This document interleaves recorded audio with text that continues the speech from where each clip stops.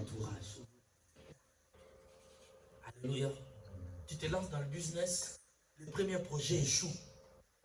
Et c'est dans l'échec là que tu sauras qui est qui. Avec qui dois-je continuer dans mes projets futurs. Alléluia. Parce que le Seigneur va révéler les cœurs de tout un chacun. Amen. Amen. Et dans des moments de crise aussi, je dis que ça nous révèle nous-mêmes. Ça révèle qui sont autour de nous. Et le moment de crise nous révèle aussi qui est Dieu. Amen. Alléluia. Amen. Ah, ça vient nous révéler qui est Dieu. Amen. Vous savez, avant que Abraham me dise, on l'appellera Jéhovah Jireh, c'est un temps de crise. Dieu s'est révélé dans le temps de crise. Tu découvriras des facettes de Dieu dans des temps de crise. Abraham, prends ton fils. Quel temps de crise? Offre-le-moi en holocauste. Il monte, il veut accomplir, Dieu lui dit stop. Dieu le bénit et Abraham dit on t'appellera Jéhovah. Les temps de crise sont des temps qui révèlent des facettes de Dieu qu'on ne connaissait pas avant. Amen. Ça relève, ça te révèle toi-même des capacités que tu avais avant. Ça te révèle ton environnement immédiat, mais ça révèle aussi ce que Dieu est pour nous. Amen. Amen. Alléluia. Amen. Quelqu'un a dit que les crises sont bel et bien inattendues comme on l'a vu. Mais tu ne peux pas quitter un palier vers un autre palier sans crise. Alléluia. Amen. Les crises nous amènent à faire des choses qu'on ne faisait pas avant. Le moment de crise va t'amener à faire des choses que tu n'as jamais faites avant. En fait, tu vas te découvrir des capacités que tu n'avais pas avant. Et comme j'ai dit, Dieu a placé dans les hommes des capacités qui ne vont se révéler que face à des responsabilités, à des crises. Amen. Amen. Mes amis, ne fuyons pas cela. Chaque crise vient te révéler la facette de Dieu. L'Éternel, ma bannière, après la crise. Yahweh Jireh, après la crise. Yahweh Shammah, après la crise. La crise vient te révéler, vient t'amener dans l'intimité avec Dieu. Alléluia, car la Bible dit que Dieu a tout fait pour un but. Proverbe chapitre 4, n'est-ce pas? Si je ne me trompe pas. Verset 16. Dieu a tout fait pour un but. Alléluia. J'aimerais dire à un homme ce matin, ce midi plutôt, que chaque crise que tu passes, sache que Dieu prévoit de te bénir derrière la crise. Si Dieu laisse la crise te secouer, te détruire, c'est pour qu'il te relève. Écoutez, Job a été détruit et Dieu lui a donné au double de ce qu'il avait avant. Que Dieu te donne aussi le double de ce que tu avais avant la crise. Alléluia. Amen. Que Dieu te donne le double, parce que les crises, quand ils surviennent dans la vie des enfants de Dieu, c'est pour un but. Et le but est que tu te découvres. Le but est que tu sois relevé de tes cendres. Alléluia. Que tu sois relevé de tes cendres. Combien de fois David a fui avec l'onction royale sur la tête, allant d'une crise à une autre, mais la finalité que Dieu l'a amené sur le trône. Amen. La crise vient révéler même ta foi en Dieu. Comme on a dit ici, je me souviens d'un cantique qu'on chantait, cantique quand tu nous bats à l'époque, Kabomba, je crois, quelqu'un qui ne pas là. Le même jour, tu arrives à la maison, plutôt on te charge du travail. Tu arrives à la maison, ta femme te quitte. Le même jour, est-ce que vas-tu garder la foi? Alléluia. La situation de crise sont aussi des épreuves pour nous, enfants de Dieu. Surtout pour nous, hommes, je parle aux hommes responsables. Les situations de crise doivent relever notre foi. Amen. Amen. Alléluia. Amen. Alléluia. Amen. Le Seigneur se révèle dans le moment de crise. Écoute. Quand il y a crise, comme j'avais dit tout à l'heure, lorsqu'il y a une crise qui arrive dans le foyer, dans un groupe, il faut la traiter.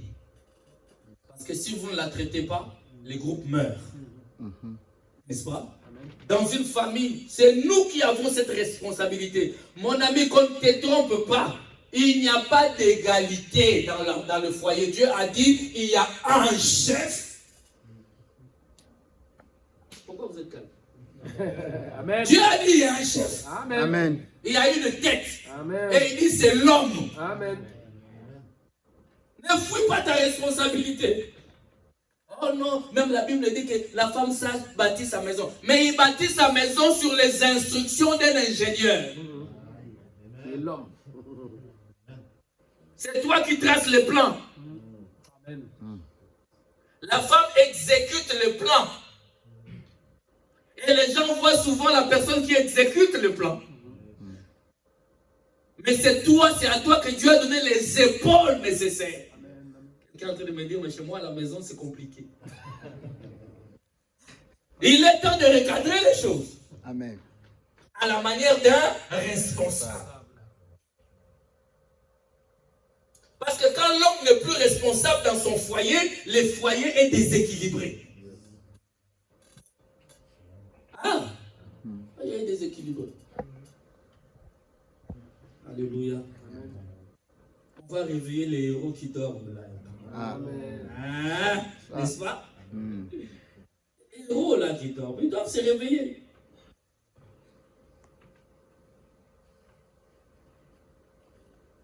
L'homme responsable doit avoir de la clairvoyance. Alléluia. Amen.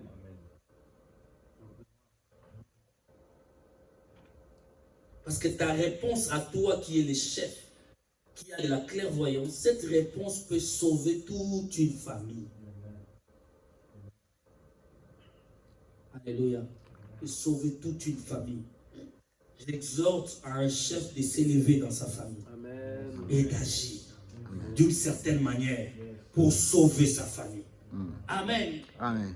Et je prie que le Seigneur puisse t'amener, t'inspirer de comment agir face à la crise. Amen. Parce que tu dois savoir quoi faire. Chaque fois Adam s'est réveillé, il rebondissait. Donnez-moi un amen. Amen. Alléluia. Et ici, nous pouvons parler en termes de leader. On a aussi un leader dans la Bible qui est extraordinaire, c'est Moïse. N'est-ce pas? Amen. Prenons Exode chapitre 17.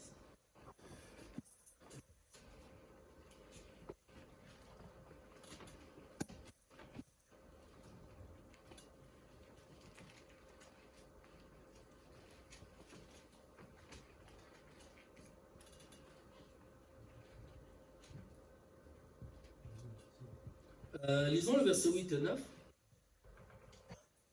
Exode 17, 8 et 9. Amalek vint combattre Israël à Réphidim.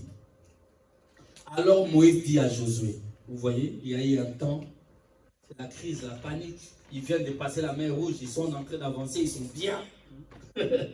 Alléluia. Amen. Et là, la guerre surgit. Un peuple s'oppose à eux. Moïse dit, un leader doit être inspiré de comment résoudre la crise. Alléluia. Amen. Amen. Alléluia. Amen. Après réflexion, donne les directives pour passer outre la crise. Écoutez mon ami. Qui dit crise, dit prise de risque. Tu On ne peut pas résoudre une crise sans prise de risque. Et qui dit prise de risque dit responsabilité. Alléluia. Moïse dit bon. Et puis, qu'est-ce que vous voyez là? C'est fort, ça me vient à l'esprit. Écoutez, là, à aucun moment, vous lisez la Bible, le peuple d'Israël n'a jamais été une armée. Des éleveurs, ils ont fabriqué des briques en Égypte. Et du jour au lendemain, Moïse dit, Josué, constitue une armée. Descends, va combattre Amalek. Mais non, nous, on est des éleveurs. Ah oui. Quand tu te maries, l'enfant arrive. Ça change tout. Moi, j'ai l'habitude de dormir à 20h, chérie. Non, le bébé pleure.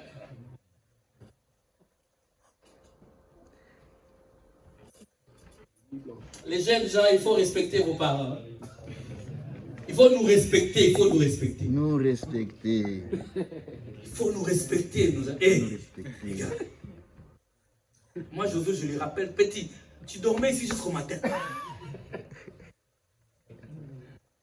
Je le mets, il pleure, il veut rester là. La responsabilité va t'amener à faire des choses que tu n'as jamais faites. Alléluia. Amen. Ça va t'amener à faire des choses que tu n'as jamais faites. Je ne sais pas quel jour j'ai trouvé des jeunes gens ici qui parlaient du mariage, des critères. Et les hommes disaient, il faut la cuisine. La sœur qui est à côté d'eux lui dit, la cuisine, mais... Ah oui, il faut quand même le temps de savoir préparer. Les amis, quand vous êtes dehors, vous imaginez des choses. Hein? Et même ceux qui sont dedans, Amen. Je leur ai dit, comment vous pouvez prendre ça un critère de quelque chose qu'on peut apprendre? La cuisine, on apprend. Quelqu'un d'ailleurs peut te dire que une fille peut dire, moi je sais préparer, mais elle sait préparer par exemple la cuisine européenne. Mais c'est pas ce que toi tu aimes. Tu ne vas pas dire qu'elle ne sait pas préparer. C'est que toi tu aimes, mais elle ne sait pas Préparer. Il y a un qui a donné une bonne solution, donc il va passer au stage chez sa maman. YouTube. Tout sur YouTube. Amen. C'est des responsabilités. Alléluia. Nous sommes appelés à assumer des responsabilités. Il ne faut pas fuir. Il faut affronter. Il dit crise, dit prise. Des risques. Moïse dit aujourd'hui, je crois que Dieu m'a inspiré une autre manière de faire. La bataille arrive, Josué descend, moi je monte pour aller prier. Il a fait ce qu'il fallait et la victoire était au rendez-vous. Donnez-moi un amen. Amen. Donc, sache qu'au fur et à mesure que dans ton foyer, ou là où tu as la responsabilité, quand tu prends des risques et que ça marche, sache que ton autorité s'installe.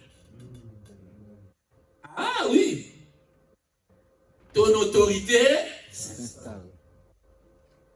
Il y en a qui ne prennent pas de décision. Mon ami, un responsable n'est pas indécis. Amen. Alléluia. Amen. La place que tu laisses, une autre va la prendre. Amen, sans que tu la lui donnes. Et tu crées un déséquilibre. Équilibre. Les crises viennent déséquilibrer le groupe. Est-ce que tu es là? Amen. Amen. Amen. Vous savez, lorsque, dans 2 Samuel 19, lorsque David prend la femme de Uri, qui s'appelait comment? Je sais pas. Okay. Quand il prend sa femme, ils ont eu un enfant. Il tue Uri même. il monte une histoire là, une rumeur. Le prophète vient lui dire, regarde, regarde. Et David commence à pleurer. Et là, il y a un enfant avec Bathsheba.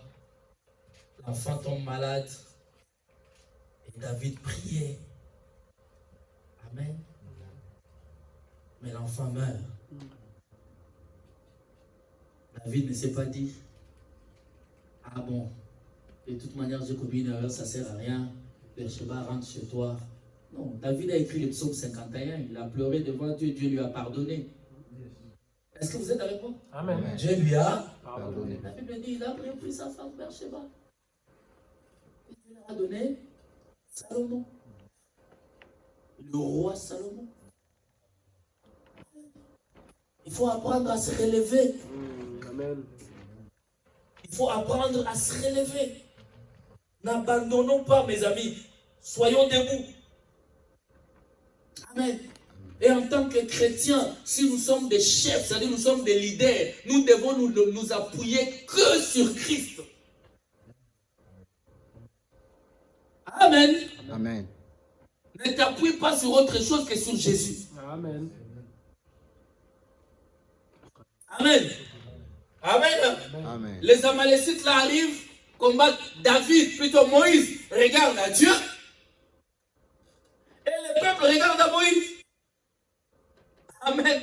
C'est comme ça dans un foyer. Lorsqu'il y a un souci, toi, le leader, regarde à Dieu, que ta femme regarde à toi, et les enfants te regardent aussi. Papa, il n'y a rien à manger. Papa doit parler. Eh. Papa va dire, j'arrive. Hmm. En sortant, il ne sait pas où il va. Mais il dit, j'arrive. Hmm. Le vrai héros. Le vrai héros, papa Abraham dit, je monte avec les petits et nous reviendrons. Je ne sais pas comment, mais nous reviendrons. Hmm. Dieu m'a dit de les tuer, mais nous reviendrons quand même. Amen. Hmm. Hmm. Oh, il n'y a rien à manger. J'arrive. Quand comme je suis sorti, et c'est Dieu qui m'a donné la responsabilité de mon foyer, il pourvoira. Amen. Amen. Il est devenu Yahweh Jireh parce qu'Abraham a dit, je vais quand même. Ami, lève-toi. Ma femme travaille, ben comme elle travaille, je lui donne rien. Non! Oh. Hmm. Come on. Amen. Come on. Et là, c'est substance à lui. Non! Non, mon ami. Non. Maman, papa et moi, j'hésite de dire certaines choses.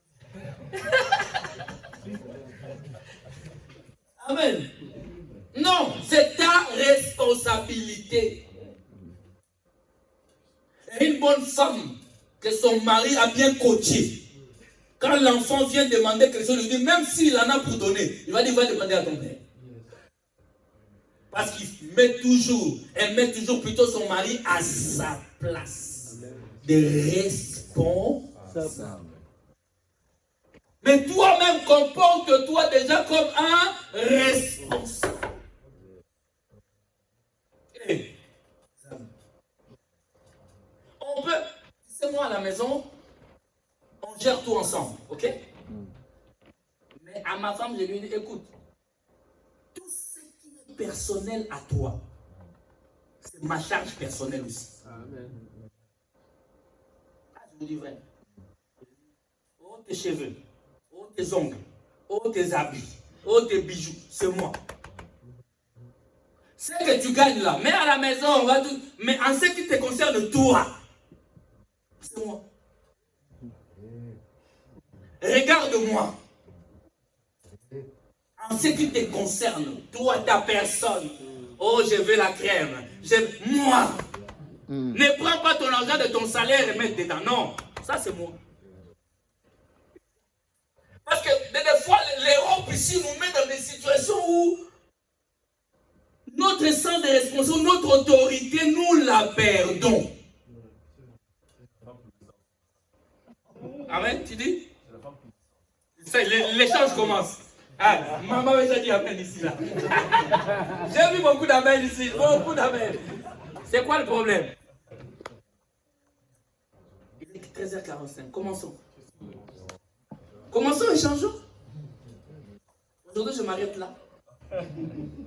Peut-être que certaines femmes sont exigeantes. Est-ce que certaines femmes sont exigeantes financièrement? Est-ce qu'elles ont péché? La Bible dit tous les désirs de la femme seront portés vers- sur vers- son mari. Et alors? sur son homme.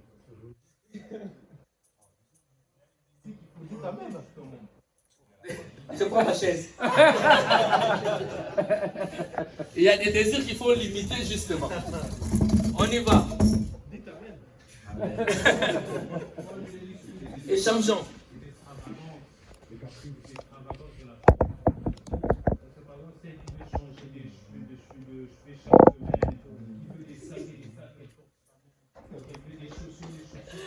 Ah, c'est magnifique. En fait, je ne sais pas si tout le monde a entendu. Je te laisse parler encore.